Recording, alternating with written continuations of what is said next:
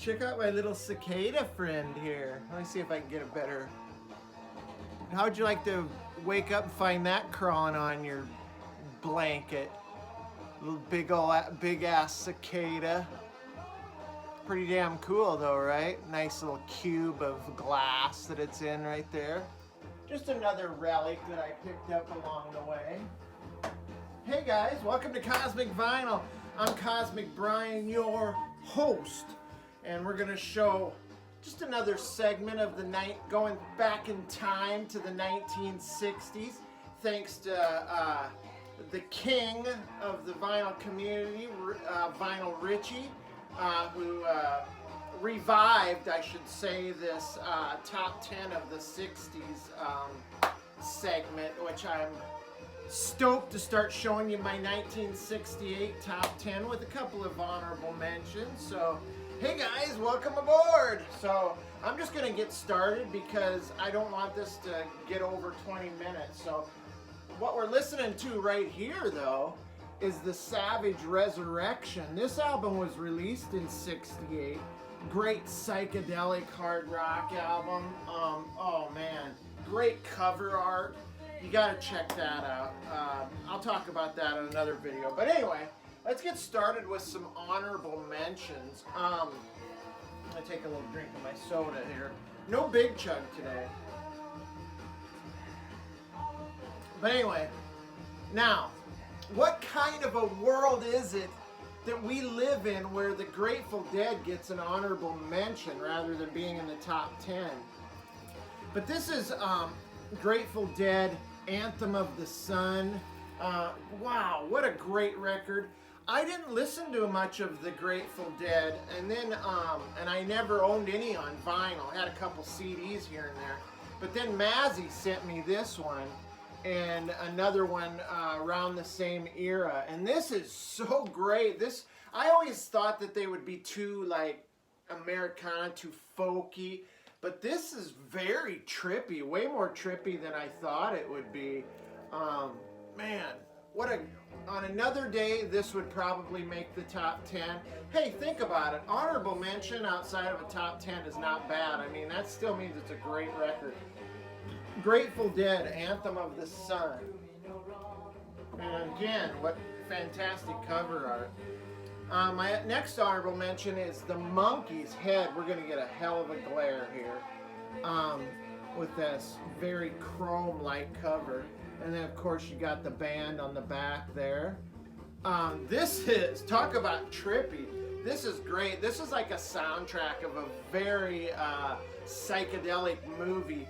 And it's so weird. I was reading the liner notes, and the album coordinator is the great actor Jack Nicholson. Of course, it stars all four of the Monkees, and it's got Zappa in the movie too as the critic.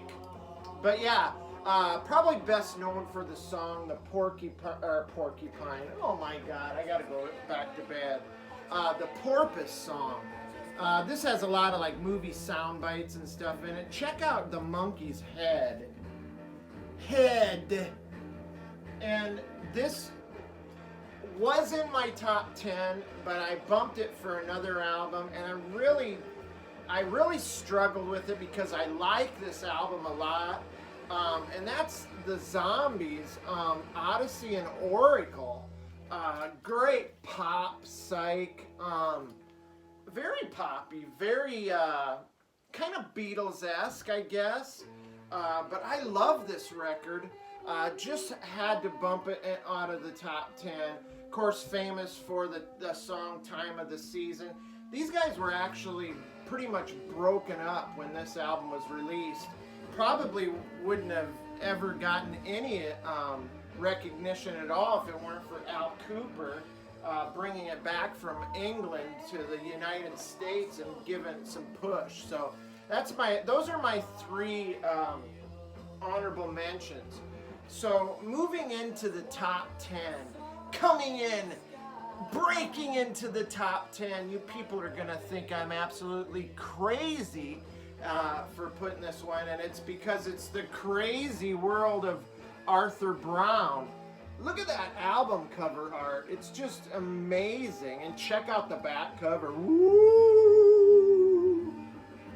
This is very theatrical, psychedelic art rock. I mean, you all recognize this. I am the god of hellfire, and I give you fire. Dun, dun, dun, dun, dun, dun. You know, that's a great song, probably the best known. But there's a bunch of other great, very epic, psychedelic, tripped out, crazy, acidic rock on here. And I just felt like it deserved a spot in the top 10. So number 10, Crazy World of Arthur Brown. I've actually seen him on stage with Alice Cooper. He wears this like metal helmet with like flames on it and stuff. Oh man, when they say Crazy World, they mean crazy. So, and then coming in at number 9 is another album I believe that was gifted to me by Mazzy, Norman Masloff, is Creedence Clearwater Revival, self-titled album here. Of course, John Fogerty being the leader of this group, lead guitarist, lead vocals, main songwriter. This is very swampy, bluesy, psychedelic rock out of San Francisco.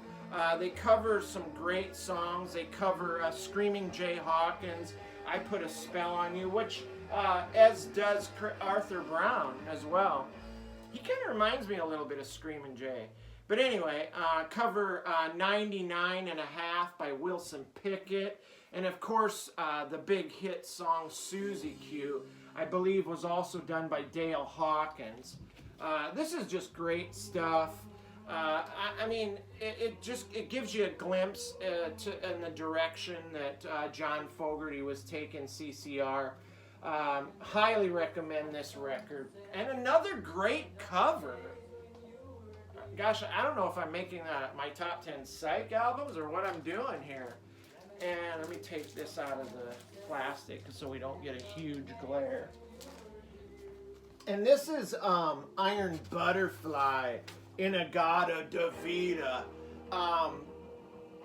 I had to put this in there. I mean, when this record came out, it went to number 4 on the U.S. Billboard charts. Sold 8 million copies in its first year. I mean, that's a huge feat for 1968. And also the singer Doug Engel reminds me a lot of one of my favorite garage band singers, Sean Bonnewell from The Music Machine. This is just great stuff. Of course, famous for the epic 17-minute long title track Inagata Davida. But this is trippy throughout, great fuzzed out guitars. Lots of heavy rock bands list Iron Butterfly as one of their main influences. Black Sabbath, AC/DC, Soundgarden, Queens of the Stone Age. I mean, those are heavy bands, and this band definitely made their mark on those bands as well. This is a great album, easy to find, hard to find in good condition. This is probably average condition. Moving right along, I wanted to show you, it is on the Atco pink and gold label there, which is cool. Now this one's gonna seem a little out of place, but I love this album, and it deserves a spot in the top 10. And it's on Columbia 2i. Whoops, let's see if I can get that right. Very much glare there. And it's Johnny Cash at Folsom Prison. I mean, check him out there. He's giving it his all. He's working up a bead of sweat there coming down his face. Wow, I remember my parents did have a few albums. Never heard him play, just seen him in the basement. And I remember seeing this one, and I loved it. I mean, this is so great. He writes a letter on the back to the how he felt about the show and about being able to perform to the inmates. He just said, from the moment he says, "Hello, I'm Johnny Cash," he's just so relatable to, I mean, he strikes a great rapport with the inmates there.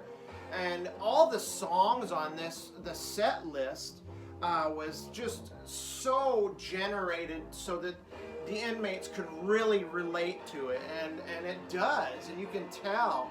And there's lots of dialogue between him and the prisoners, and you hear that they're just loving it. It's just so great. You know, Johnny's vocals weren't the greatest at this point, but man, I don't think those prisoners cared. They just loved it.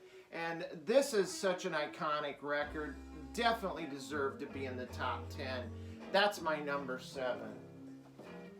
Number 6, another chrome type or foil type cover, Steppenwolf, their self-titled record.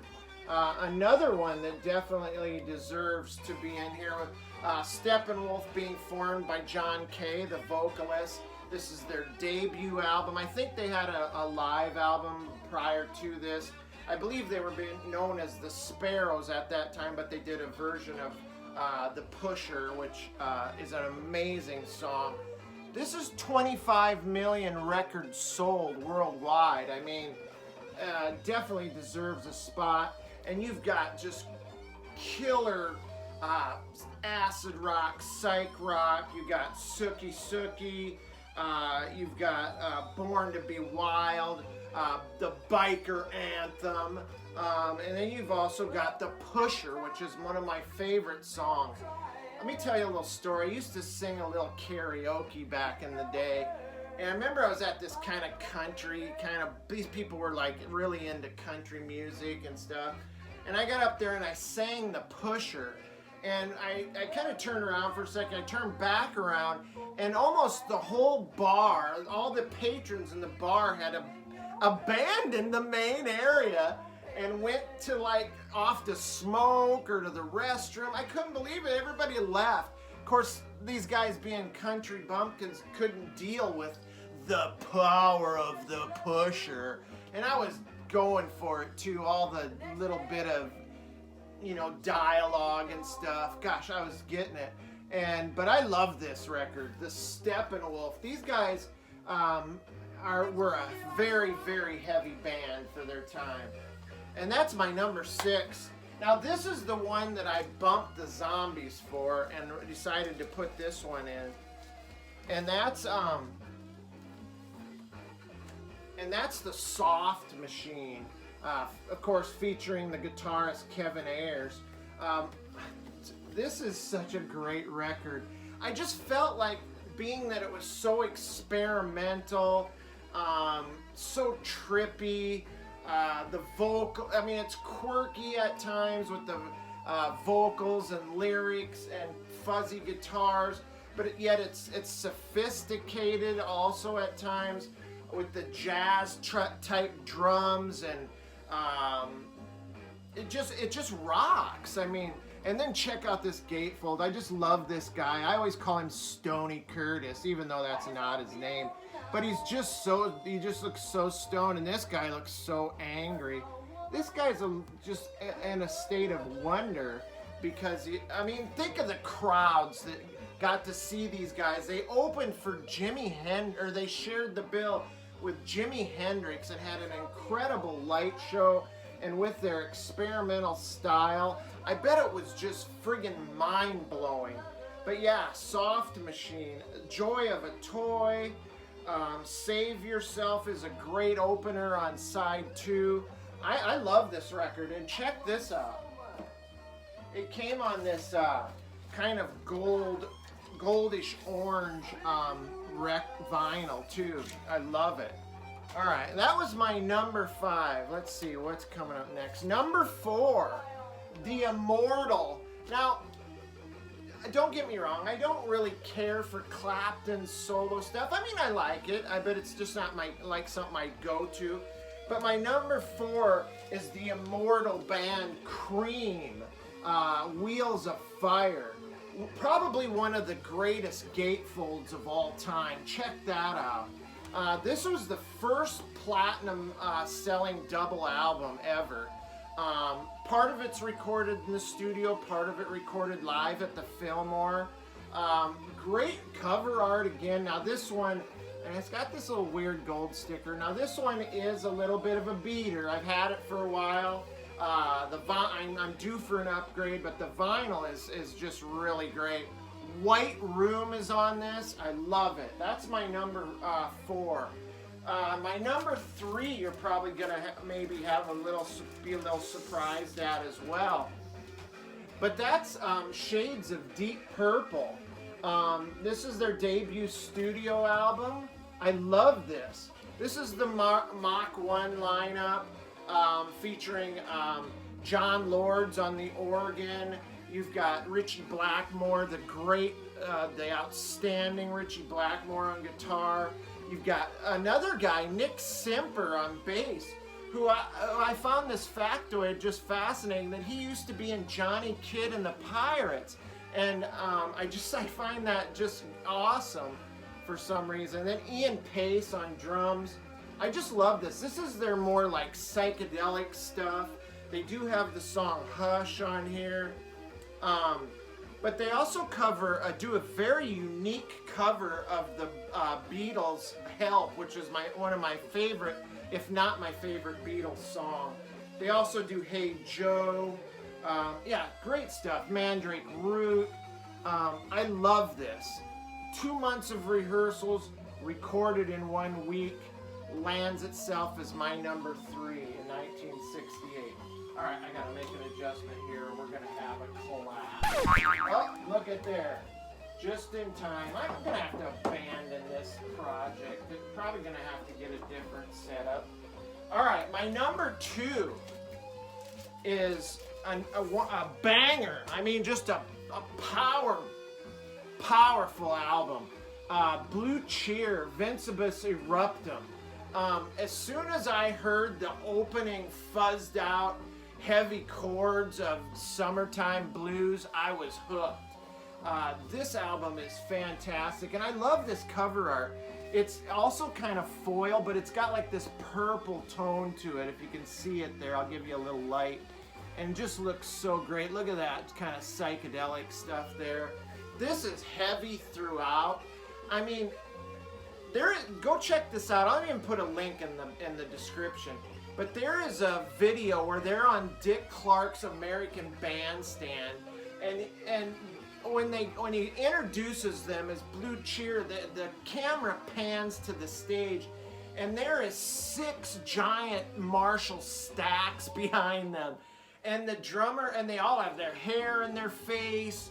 They're wearing necklaces with crosses, leather vest. I mean, it's just, and they're just pounding it out. And there's a funny smile on the guitar player's face, and you know that he's just looking into the crowd, and they're all probably like, and that's probably what he's laughing about. But yeah, this is so heavy. This was one of the first ones I thought of.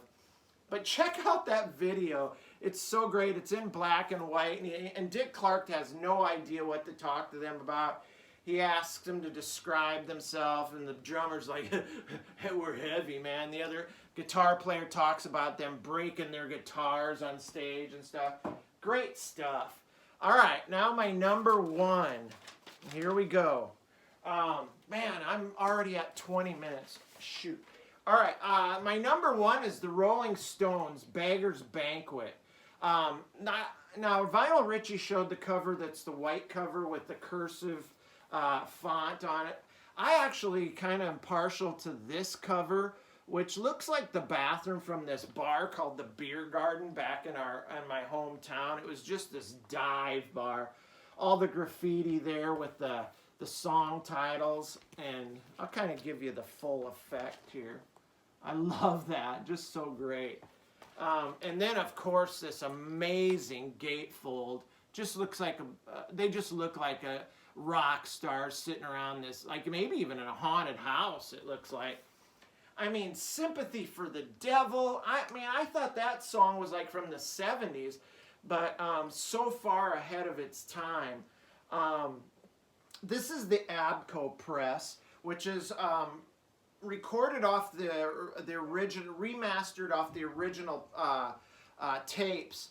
And this was also sped up to the proper tempo that it was supposed to be released on. So it's 30 seconds shorter than the original release.